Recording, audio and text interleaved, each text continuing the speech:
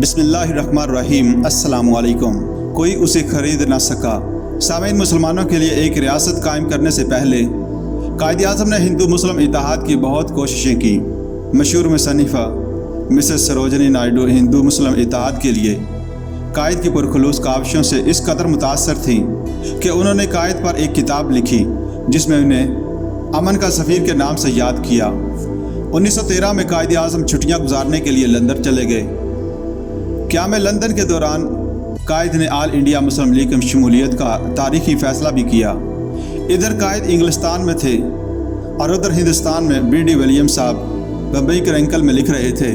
Bombay town hall کے جلسے میں انگریزی حکومت کے خلاف جو کچھ ہوا، اس کے پیش نظر اگر کسی شخص کی یادگار قائم کی جا سکتی ہے تو وہ مسٹر جناح ہیں۔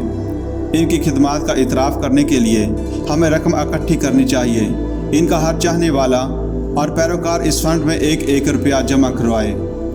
اگر ہمارے راستہ میں رکاوٹیں نہ کھڑی کی گئی تو ہم بمبئی کے ٹاؤن ہال میں مسٹر جناح کا مجسمہ نصب کریں گے۔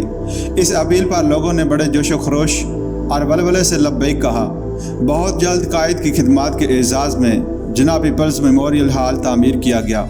مسٹر سروجنی نائیڈو کے قائد اعظم سے قدرتی لگاؤ، عقیدت اور چندہ مہم میں ان کی خدمات کے پیش نظر بمبئی کے عوام نے یہ فیصلہ کیا کہ اس عظیم یادگار کا افتتاح مسٹر سروجنی نائیڈو کے ہاتھوں سے کروایا جائے۔ جس دن اس یادگار کا افتتاح ہونا تھا، اس روز بھی قائد اعظم محمد علی جناح انگلستان میں تھے اور واپس نہیں آئے تھے۔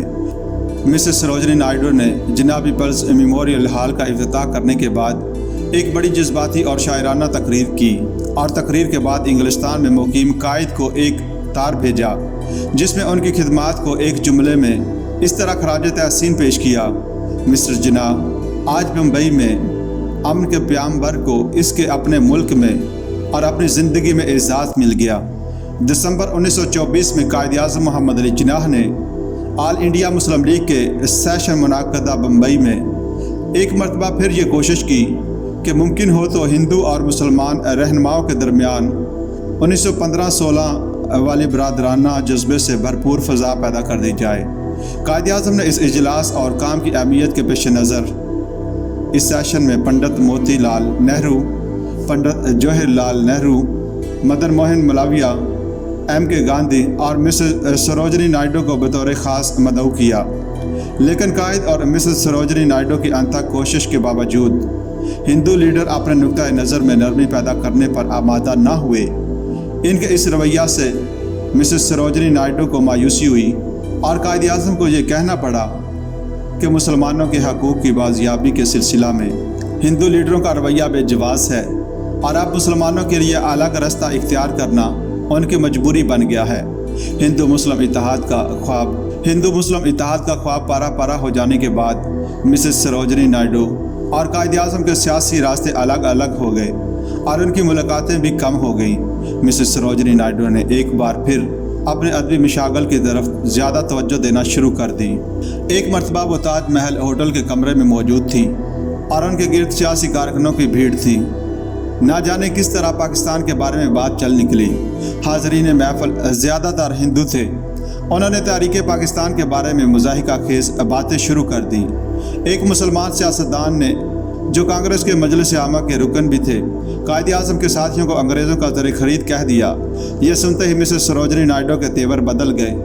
ہنسی مذاق کی جگہ غصے نے لے لی۔ انہوں نے کانگریسی مسلمانوں کو مخاطب کر کے کہا: کیا کہا تم نے؟ جناح اور ان کے ساتھی انگریزوں کے زر خرید ہیں۔ غور سے میری بات سن لو۔ تم بک سکتے ہو، میں خریدی جا سکتی ہوں۔ باپو یعنی گاندھی اور جواہر لال نہرو کا سودا بھی شاید ہو سکتا ہے، مگر محمد علی جناح انمول ہے، اسے کوئی نہیں خرید سکتا۔ سیاسی نقطۂ نظر سے وہ ہم سے مختلف راستے پر گامزن ہیں، لیکن ان کی ذہانت ہر طرح کے شک و شبہ سے بالا تر ہے۔ ایک غیر مسلم خاتون کی زبان سے قائد اعظم کے اصولوں کی خاطر کبھی نہ جھکنے اور کبھی نہ بکنے والی شخصیت کے لیے یہ ایک عظیم خراج عقیدت ہے۔